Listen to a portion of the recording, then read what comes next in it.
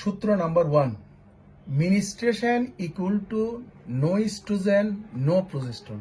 আসলে এটা সূত্র বানাইছি কেন, এটার থেকে আমরা অনেক কিছু, এই সূত্রকে মেনে আমরা অনেক কিছু সমস্যার সমাধান করতে পারবো। যেমন আমরা কিভাবে মিনিস্ট্রেশন স্থগিত করতে পারি যদি আমাদের প্রয়োজন হয়, প্রেগন্যান্সিতে মিনিস্ট্রেশন হয় না কেন, এরকম অনেক প্রশ্নের উত্তর আমরা এইটার মাধ্যমে দিতে পারবো। যেমন প্রেগন্যান্সিতে মিনিস্ট্রেশন হয় না কেন, প্রেগন্যান্সিতে প্লাসেন্টা থাকে, প্লাসেন্টা থেকে ইস্ট্রোজেন প্রোজেস্টেরন রিলিজ হয়, তো ইস্ট্রোজেন প্রোজেস্টেরন থাকলে কোনোদিন মিনিস্ট্রেশন হবে না, সুতরাং প্রেগন্যান্সিতে মিনিস্ট্রেশন হবে না। এখন আমরা কিভাবে মিনিস্ট্রেশনটাকে প্রয়োজন মোতাবেক স্থগিত করতে পারি। ধরো মনে করো তুমি বিসিএস পরীক্ষা দিবে, এইবার প্রিপারেশন তোমার ফার্স্ট ক্লাস। এখন ধরো তোমার আগের থেকে ডিসমেনোরিয়া আছে, এত বেশি ডিসমেনোরিয়া স্বাভাবিকভাবে চলাফেরা করা মুশকিল হয়ে যায়, সুতরাং পরীক্ষার প্রিপারেশনও ভালো, সুতরাং 2 থেকে 3 দিন আগের থেকে যদি ওসিপি খাওয়া শুরু করে, 2 থেকে 3 দিন আগে, তাহলে ওসিপি খাওয়া শুরু করলে ইস্ট্রোজেন প্রোজেস্টেরন লেভেলটা একটু বেড়ে গেল না, তাহলে মিনিস্ট্রেশন তো হবে না। আর যদি ইরেগুলার সাইকেল হয় তাহলে আরেকটা আগের থেকে শুরু করবে, প্রথম দিন থেকে শুরু করার দরকার নেই, প্রথম দিন থেকে তো শুরু করবে শুধু কন্ট্রাসেপশনের জন্য, কিন্তু আমাদের তো এটা এখনই দরকার, কন্ট্রাসেপশনের জন্য নয়। সুতরাং আমি রেগুলার মিনিস্ট্রেশন হলে 2-3 দিন আগে থেকে খাওয়া শুরু করব, আর যদি ইরেগুলার মিনিস্ট্রেশন হয় তাহলে 3-4 দিন আগে থেকে শুরু করব। তার মানে আমি কোনো অবস্থাতেই ওই ইস্ট্রোজেন প্রোজেস্টেরন লেভেল 0-তে আসতে দিব না। আচ্ছা, এখন পরীক্ষা চলতেছে, অতদিন পর্যন্ত পরীক্ষা আমি খাওয়ার জন্য পরামর্শ দিব, তারপর পরীক্ষা শেষ হয়েছে তার খাওয়া বন্ধ করে দিবে, এরপরে মিনিস্ট্রেশন হোক, এরপরে ডিসমেনোরিয়া হোক, এখন তার কোনো সমস্যা হবে না, পরীক্ষা তো দিয়েই দিছে।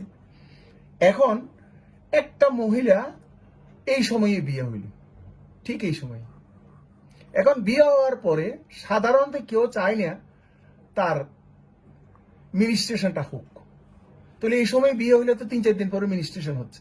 শুধু এখন যদি আমি ওকে 2-3 দিন আগে, এবং ইরেগুলার মিনিস্ট্রেশন হইলে যদি 4-5 দিন আগে যদি আমি ওসিপি খাওয়াই, তাহলে কোনো অবস্থাতে ইস্ট্রোজেন প্রোজেস্টেরন লেভেল 0 আসবে না। ওই যে ওসিপি রেগুলার একটা করে পিল খাবে, তাহলে ইস্ট্রোজেন প্রোজেস্টেরন 0-তে আসবে না, তাহলে মিনিস্ট্রেশন হবে না। এখন এটাকে আমি কতদূর পর্যন্ত নিতে পারি, আমি নিতে অনেক দিন নিতে পারি, 21 দিন পর্যন্ত নিতে পারি। 21 দিনের পরে আমি ওই 21 দিনের পিল খাওয়ার পরে তারপর আয়রন পিলটা এখানে খাবে না, আবার 21 দিন, এরপরে লাগলে আরো 21 দিন, এরপরে যে কদিন লাগে সে কদিন। তাহলে প্রশ্ন করতে পারে তাইলে তার কোনো বাচ্চা হবে না, না, এই সাইকেলে সেই প্রলঙ্গেশন হয়েছে, এইদিকে আমি ওসিপির মাধ্যমে প্রলঙ্গেশন করলাম, কিন্তু তার ওভুলেশন তো এই সাইকেলের মধ্যে হয়েই গেল।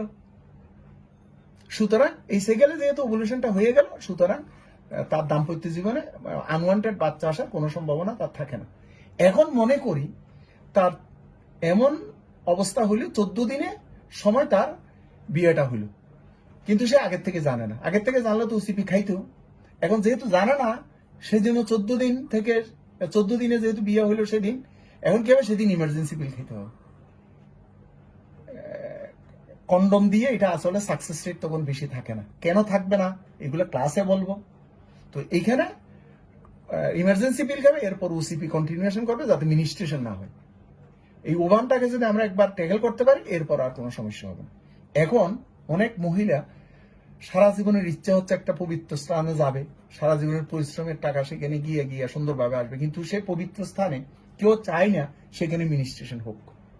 তাহলে সেখানে আমরা কি উপদেশ দিব, ওনাকে বলবো আপনি 3-4 দিন আগে মিনিস্ট্রেশন যদি রেগুলার হয় একটু আগের থেকে ওসিপি খাওয়া শুরু করবে, সেখানে যাবে, গিয়ে ধর্মীয় কাজকর্ম সবগুলো করবে, করে আসার পরে ঢাকাতে যখন ফিরবে তখন ওসিপিটা বন্ধ করবে, কিন্তু মাঝখানে বলতে হবে যাতে আয়রন পিলটা না খেয়ে ওসিপিটা যাতে খায়। উদ্দেশ্য কিন্তু আমাদের একটা, ইস্ট্রোজেন প্রোজেস্টেরন যাতে 0 লেভেলে আমাদের না আসে। এরপরে যদি কেউ মনে করে যে না আমি এইখানে বিয়ে করলাম এবং কোনো অবস্থাতে আমি 3-4 মাস কোনো মিনিস্ট্রেশন চাই না, সেটাও সম্ভব। এইখান থেকে শুরু করবে ওসিপি শুরু করার পর 21 দিন পরে কিন্তু ওই আয়রন পিল খাওয়া যাবে না, আবার আরেকটা স্ট্রিপের ওসিপি শুরু করতে হবে, আবার 21 দিন গেলে আরেকটা স্ট্রিপের ওসিপি শুরু করতে হবে, যেই কয়দিন দরকার সেই কয়দিন। এখন প্রশ্ন হইতে পারে এইভাবে ওসিপি খেলে অসুবিধা হবে কিনা। ডেফিনেটলি অসুবিধা হবে, ওসিপির আর এক নামেই তো অসুবিধা। সুতরাং ওসব চিন্তা করে লাভ নাই, যেটা প্রশ্ন সে প্রশ্নের উত্তর হচ্ছে এটাই। তাইলে সুতরাং আমরা সূত্র নম্বর 1 এর মাধ্যমে মোটামুটি কয়েকটা জিনিস আমরা সলিউশন করতে পারছি। এরপরে সূত্র নম্বর 2। সূত্র নম্বর 2 এ যদি স্ট্রোজেনের পরিমাণ বেড়ে যায়, প্রোজেস্টেরনের পরিমাণ যদি বেড়ে যায়, তাহলে ফলিকুলার স্টিমুলেটিং হরমোনের লেভেল কমে যাবে। আর আমরা জানি ফলিকুলার স্টিমুলেটিং হরমোন প্রিমোডিয়াল ফলিকুলকে গ্রাভিয়ান ফলিকুল করে এবং গ্রাভিয়ান ফলিকুল ওভুলেশন করে। তো স্ট্রোজেন প্রোজেস্টেরন লেভেল যদি বেড়ে যায়, ফলিকুলার স্টিমুলেটিং হরমোন কমে যাবে। এটা হচ্ছে একটা সূত্র। এই সূত্র দিয়ে আমরা কয়েকটা সিস্টেম, আমরা কয়েকটা উত্তর আমরা এখান থেকে জানিয়ে নিব। আর আরেকটা কথা আছে, আমরা এর আগে পড়ছিলাম increase oestrogen progesterone increase luteinizing hormone. এটা কিন্তু পজিটিভ ফিডব্যাক, এটা আমাদের দরকার নাই। এটি increase oestrogen progesterone decrease follicular stimulating hormone, increase oestrogen progesterone increase luteinizing hormone. তাহলে এই সূত্রটা যদি আমরা ইউজ করি, তাহলে ওসিপি কিভাবে কাজ করে, প্রেগন্যান্সিতে কয়টা করলে ইউটেরাসে নতুন নতুন ফার্টিলাইজেশন হয় না কেন, উত্তর হচ্ছে ওসিপি কিভাবে কাজ করে। আমি ওসিপি দিলাম, একজন মহিলাকে অ্যাডভাইস করলাম। ও আরেকটা কথা বলি, কাউকে যদি ওসিপি অবিবাহিত অবস্থায় দিতে হয়, একজন ডাক্তারকে যদি দিতে হয়, তাহলে তার স্টিপ থেকে ওসিপি গুলো খুলে ভিটামিন বোতলে ওকে দিতে হবে একদিন, প্রতিদিন খেতে। না হয় এটা যদি আরেকজনে দেখে একটা বদনামি হওয়ার সম্ভাবনা আছে। সুতরাং একজন ডাক্তারের এটা তোমাকে খেয়াল রাখতে হবে সবসময়। সুতরাং এখন দেখো ওসিপি যদি সে খায়, তাহলে তার ওসিপি খাওয়ার পরে ইস্ট্রোজেন প্রোজেস্টেরন লেভেল বেড়ে গেল, ফলিকুলার স্টিমুলেটিং হরমোন কমে গেল, প্রিমোডিয়াল ফলিকুল গ্রাভিয়ান ফলিকুল হবে না, গ্রাভিয়ান ফলিকুল যদি না হয় ওভুলেশন হবে না, অ্যানোভুলেটরি মিনিস্ট্রাল সাইকেল হবে। ওসিপি এইভাবে কাজ করে। প্রেগন্যান্সিতে কয়টা করলে নতুন নতুন ফার্টিলাইজেশন হইতে গেলে তো ওভাম লাগবে। তো প্রেগন্যান্সিতে তো ইস্ট্রোজেন প্রোজেস্টেরন লেভেল বেশি, সুতরাং ফলিকুলার স্টিমুলেটিং হরমোন কম, সুতরাং ওভুলেশন হবে না। সুতরাং ওইখানে স্পাম গেল, ওইখানে কোনো ফার্টিলাইজেশন হবে না, নতুন বাচ্চা আসবে না, যেটা আছে একটাই।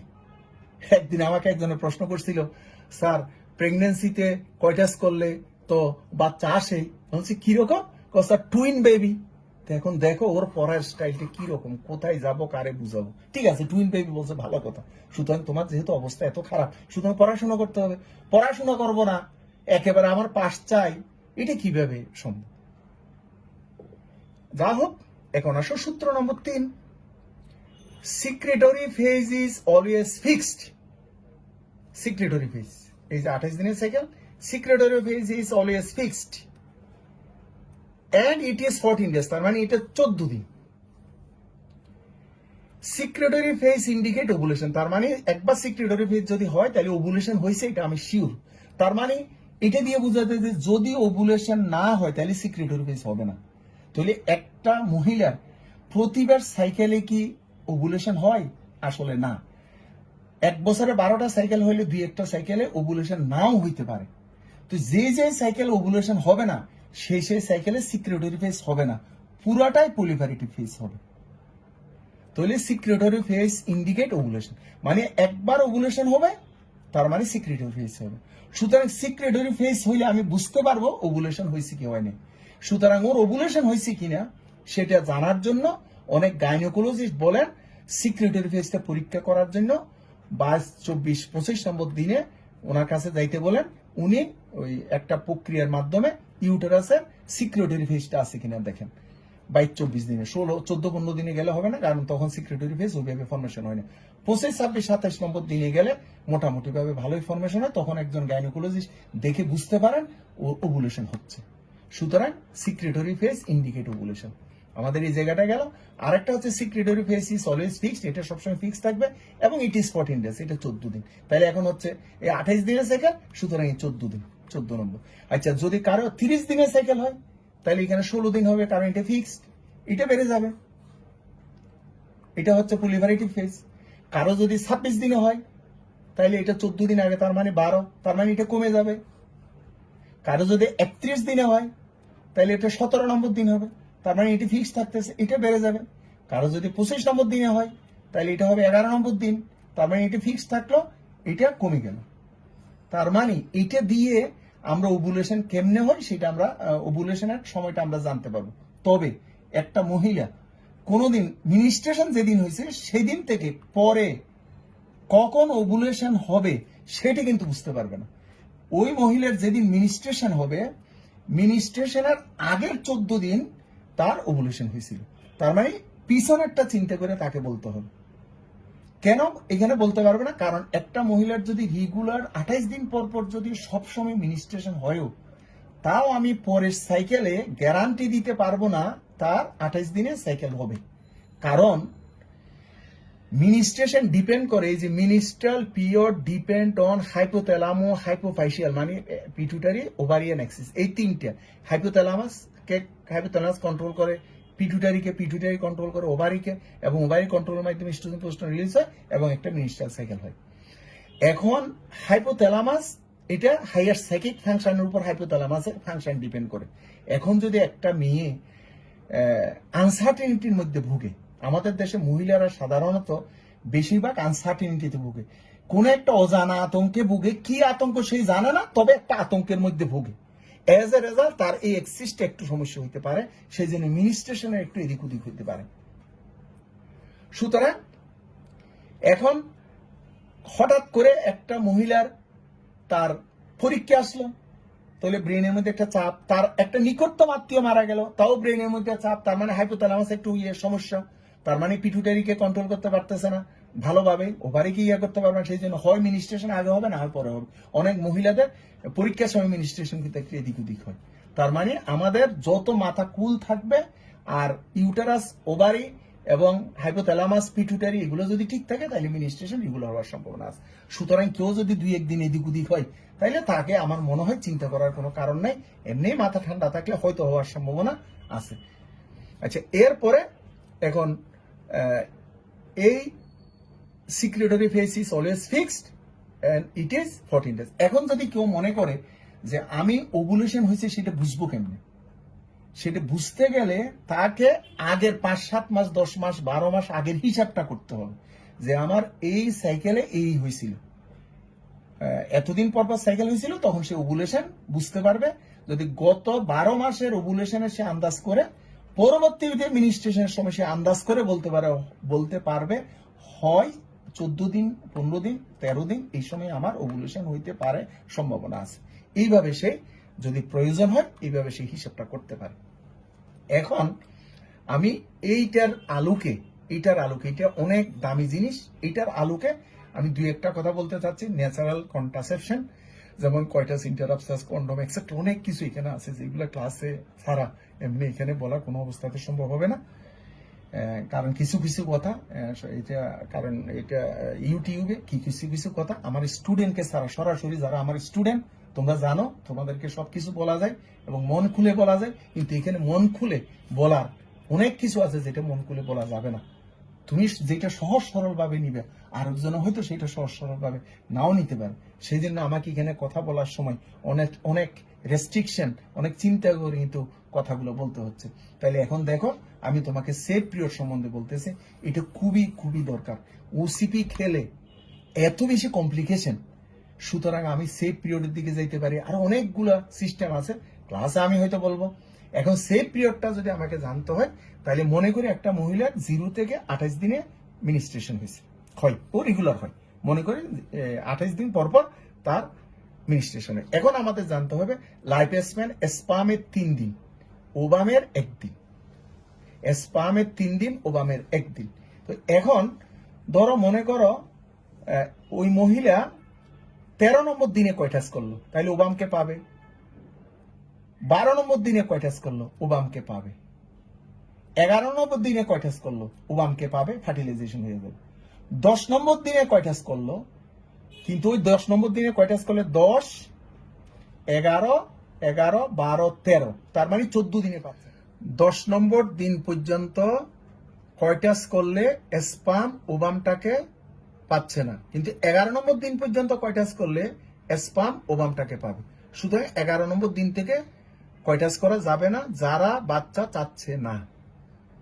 গেল এইদিকে। এখন ওবাম বাসে 1 দিন, তো সুতরাং 14 নম্বর দিনে ওভুলেশন হইল, 1 দিন, ওবাম বাসে 1 দিন, 15 নম্বর দিন পর্যন্ত বাঁচবে। সুতরাং 15 নম্বর দিনে যদি কয়টাস করা হয়, তাইলে স্পাম ওবামকে পাবে। 16 নম্বর দিনে আবার স্পাম ওবামকে পাবে না। কারণ ওভাম তো 15 নম্বর দিনে মরে যাচ্ছে। সুতরাং 28 দিনে যদি সাইকেল হয় তাহলে 11 থেকে 15 দিন এইটুকু যারা বাচ্চা নিবে না তাদের জন্য এইটুকু ডেঞ্জারাস, আর বাকি সময় ডেঞ্জারাস না। এখন প্রশ্ন হইতে পারে কোন একটা মহিলার 28 দিনে সাইকেল না হইয়া 27 দিনে হতে পারে, 26 দিনে হইতে পারে, 29 দিনে হইতে পারে, 30 দিনে হইতে পারে, তাইলে ধরো +-2, তাহলে +-2 যদি হয়, আমি যেই এটা করলাম 11 থেকে 15 দিন, সেটাও +-2 করতে হবে 9 থেকে 17 দিন। সুতরাং কেউ যদি কোনো ওষুধ না করে, না খাওয়ে, কেউ যদি মনে করে যে কোনো বেরিয়ার মেথড ইউজ করবে না, এই ন্যাচারাল মেথডটা ইউজ করবে, তাইলে যার পক্ষে সম্ভব শুধু তার জন্য এটা প্রযোজ্য। সেই 9 থেকে 17 দিন কয়টাস করবে না। অনেকে বলো ওই সময় কন্ডম দিয়ে কয়টাস করা যাবে, কিন্তু কন্ডমে আরো রিস্ক বেশি। কন্ডমে রিস্ক কি বেশি এটা ক্লাসে বলবো, ক্লাসে আমরা শুনবো, ক্লাসে আমরা জ্ঞান অর্জন করব এবং পাশাপাশি অনেক হাসাহাসি করব। এখন ওই তাইলে 26 থেকে 30 দিনের মধ্যে যদি সাইকেল হয়, তাইলে আমি 9 থেকে 17 দিন পর্যন্ত স্পাম ওভামকে একসঙ্গে হইতে দেওয়া যাবে না। আর যদি অনেকে একবার 20 দিনে হয়, একবার 32 দিনে হয়, একবার 35 দিনে হয়, একবার 45 দিনে হয়, একবার 15 দিনে হয়, সেই ক্ষেত্রে কিন্তু এই সেফ পিরিয়ডটা ইউজ করা যাবে না। তবে এইখানে আমি একটা কথা আমার ডাক্তারদের জন্য বলবো, এই যে জিনিসটা দেখো, ডাক্তারদের জন্য এই যে দেখো, আমরা শুধু ডাক্তারাই জানি ওভুলেশন কখন হয়, কারণ ওভুলেশনের কতগুলো ক্লিনিক্যাল ফিচার আছে যেটা ফিমেলরা বুঝতে পারবে, আর ফিমেল ডক্টর হইলে তো আরো বুঝতে পারবে। ঠিক ওভুলেশন যখন হবে তখন তাকে ওভামটা তাজা থাকবে, ঠিক ওই সময় স্পামটা যদি আসে, স্পামটা তাজা, তাহলে তাজা স্পাম, তাজা ওভাম, সুতরাং তাজা বাচ্চা। সুতরাং ডাক্তারদেরই সম্ভব তাজা বাচ্চা হওয়ার, যে ডাক্তার এটা বুঝবে। কারণ আমাদের আজকাল বাচ্চা আমরা 2-3টার বেশি বাচ্চা নেই না, পারলে একটা নেই, সেখানে আমাদের একটা ভালো বাচ্চা আসতে হবে। ভালো বাচ্চার জন্য অবশ্যই ভালো একটা তাজা স্পাম, অবশ্যই একটা ওভাম এবং তাজা বাচ্চা আসতে বাধ্য।